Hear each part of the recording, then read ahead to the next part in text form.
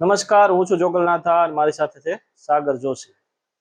આ રેગ્યુલર રીતે અમે આમ તો બધા ખેડૂતોને કઈ રીતે ઇન્ફોર્મેશન મળે એના માટેના હવામાનના સમાચારની આગાહી મૂકતા હોય છે. ઘણી બધા મેં ગુજરાતમાં લગભગ 56 જેટલા આગાહીકારને મળ્યો છે. આમ તો લોકોમાં અને સમાજમાં મુખ્યત્વે કેટલા 2-5 લોકોને ઓળખે છે, પણ ગામડાઓમાં પરંપરાગત રીતે જે વરસાદનું અનુમાન કરતા એવા ઘણા બધા લોકો છે જે હજી માર્કેટમાં આવ્યા નથી.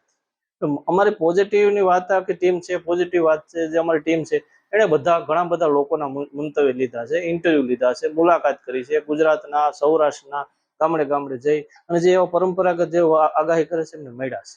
ઓલ ઓવર પોઝિટિવ વાતનું પણ શું કહેવાનું છે, આવનારું વર્ષ કેવું રહેશે. અમે ઘણા બધા લોકોને મળ્યા છે, એમને ઇન્ટરવ્યુ કર્યા છે, એમને પૂછ્યું છે. કેટલીક વાતો અમે ઇન્ટરવ્યુમાં બતાવી છે, કેટલીક વાત અમે એ માણસો ઇન્ટરવ્યુમાં કહી ન શકતો હોય પણ એનો અમને ખબર હોય કે આ કહેવા માંગે છે. દાખલા તરીકે ભગવાનભાઈ એક સુરાણી કરીને પ્રોફેસર છે બોટાદના, એમને એવું કહેવાનું છે કે આ વર્ષ છે ઠીક છે, ચોમાસામાં સામાન્ય વરસાદ થશે અને ગયા વર્ષની સરખામણીમાં ઓછો છે. નહીં, જુલાઈમાં વરસાદ પડશે પણ હેલી થાય એવી શક્યતાઓ નથી.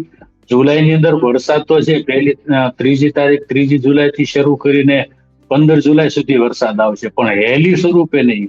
છૂટા છવાયા ક્યાંક 1-2 ઇંચ વરસાદ પડે, ક્યાંક 3 ઇંચ વરસાદ પડે એવી શક્યતાઓ છે. રમણીક વામજા કરીને વંથલીના આગાહીકાર છે. વંથલી છે જુનાગઢની બાજુમાં, સોરઠ વંથલી.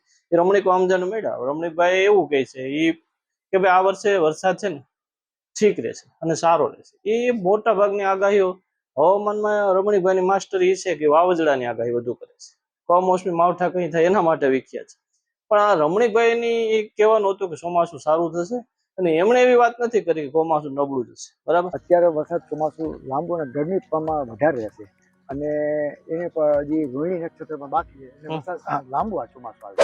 બીજા ઘણા બધા એક ભીમભાઈ વડોદરા કરીને છે, કુતિયાણાનું એક ગામડું છે.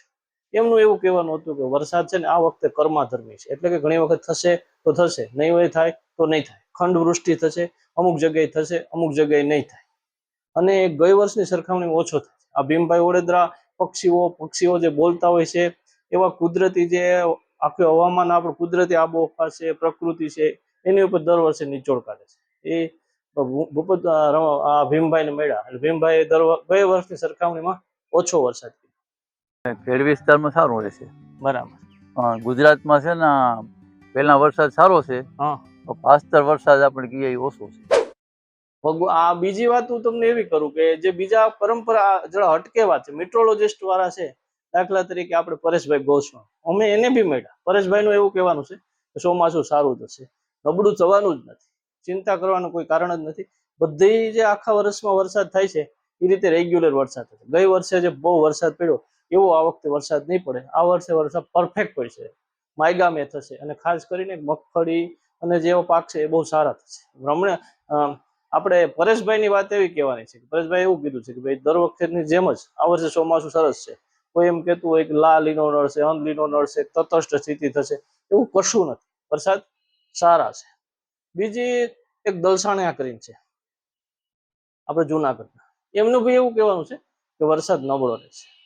અમે એને બી મળ્યા છે, એ અત્યારે હાલ અમેરિકામાં છે. એમણે એવું કીધું છે કે ચોમાસું છે ને ઠીક છે, એટલે અઠે ગઠે વરસાદ છે. શરૂઆતમાં જૂનમાં વરસાદ થશે, ઓગસ્ટમાં પાછો આવશે, જુલાઈમાં ઠીક રહેશે, સપ્ટેમ્બરમાં વરસાદ પડશે, છેલ્લે વરસાદ થશે, એટલે માફક વરસાદ થશે. ઘેરવાળા જે વિસ્તારના લોકો છે એના માટે સારો વરસાદ રહેશે, બાકી બીજા લોકો માટે આ વખતે નબળું રહેશે. એને છે ને મોટા ભાગના જે પ્રાકૃતિક આપણા તત્વો છે એની ઉપર નીચોડ કાઢ્યો છે.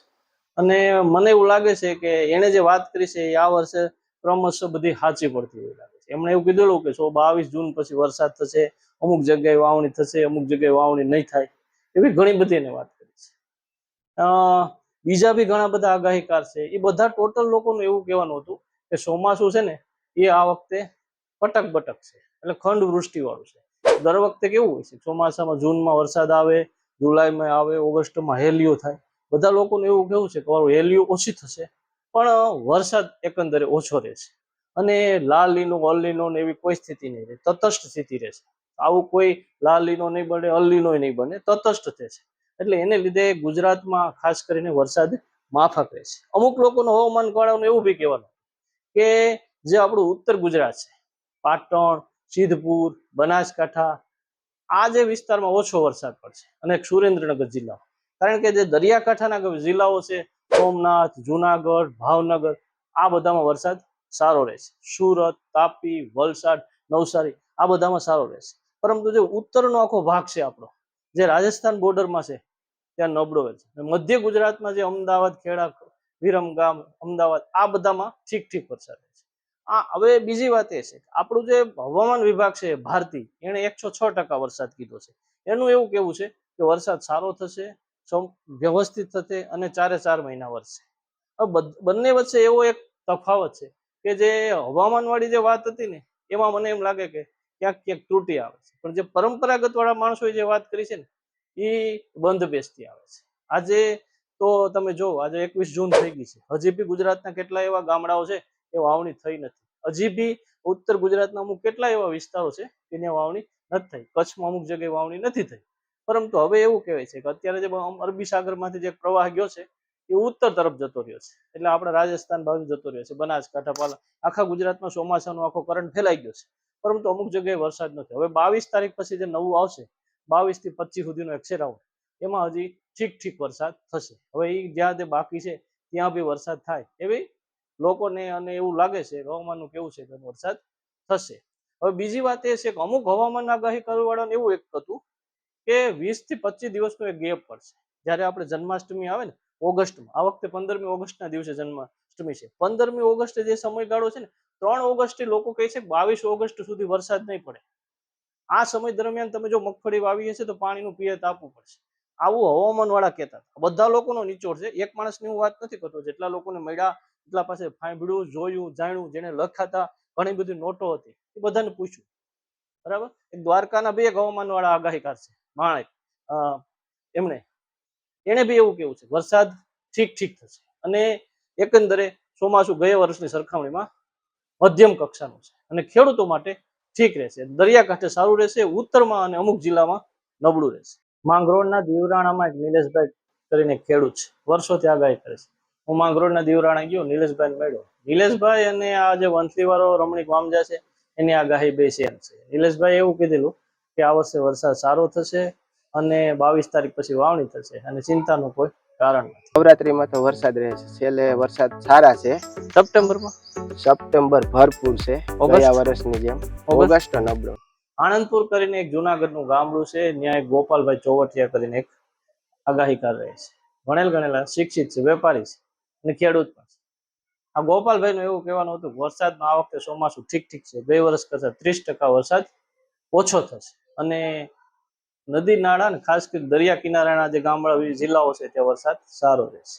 ઠાકરજીભાઈ સાવલિયા કરીને કેશોદમાં બાપા રહે છે, એની ઉંમર 85 વર્ષ. હું એને બી મળ્યો.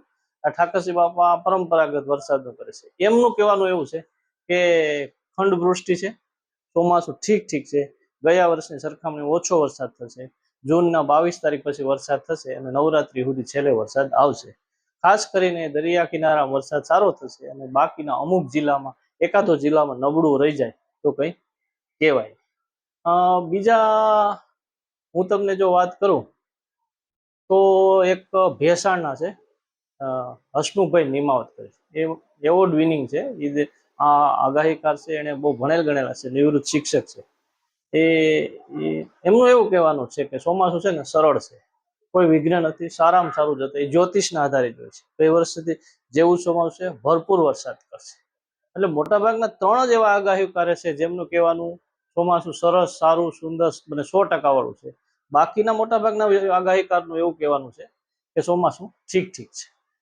એટલે મને એવું લાગે છે કે આ જે હવામાનની, જો અત્યારે લોકો ઘણી વખત એવું કહેતા હોય કે અત્યારે વહેલો વરસાદ આવી ગયો, અમરેલીમાં બહુ પડ્યો, જામનગર, ભાવનગરમાં બહુ પડ્યો, પણ એ એક આખી અરબી સમુદ્રી વાળી જે સિસ્ટમ છે એના કારણે ગુજરાતમાં સાર્વત્રિક એટલો બધો વરસાદ નથી. હજી બી તાતી વરસાદની જરૂર છે.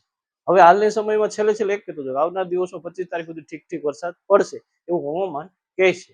અને પરંપરાગત હવામાન વાળા અને આ વૈજ્ઞાનિક ઢબમાં આ બે વચ્ચે ડિફરન્સ છે, એ મેં તમને કહેવાનો પ્રયાસ કર્યો. કોઈ ગુજરાતમાં ખેતીને લગતી કોઈ સમાચાર હશે તો અમે તમારા સુધી પહોંચાડવાનો પ્રયાસ કરશું. બસ આટલું જ. જય જય ગરવી ગુજરાત.